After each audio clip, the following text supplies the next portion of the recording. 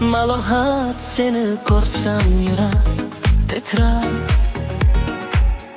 ko'zlaringda ming ta'sir yashirar.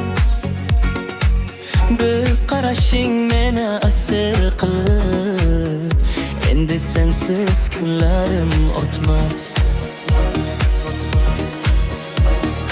Malohat, malohat, yuragimda faqat isming aytsam urar yurak tez ro'har safar. Malohat, malohat, sensiz yasholmayman. Qanchalik yashiray, baribir oshiqman. Malohat,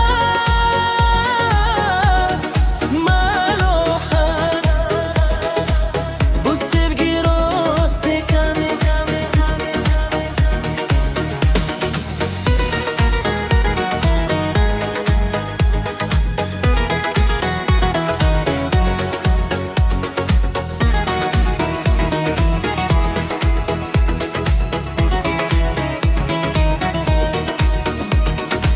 Shamol esar lekin seni eslatib, har bir yo'l meni senga olib borar.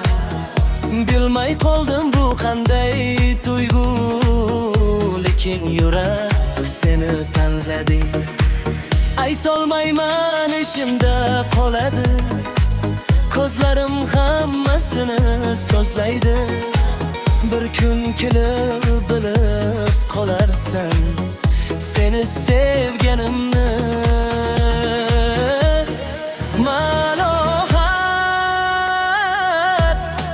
malohat, yuragimda faqat isming aytsam urar yurak tez ro'har safar. Malohat, malohat, sensiz yasholmayman. Qanchalik yashiray, baribir oshiqman. Malohat, malohat, bu sevgi rost ekan.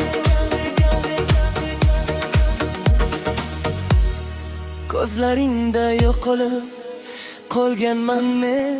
Malohat, aytaman bugun men seni sevaman, faqat seni sevam.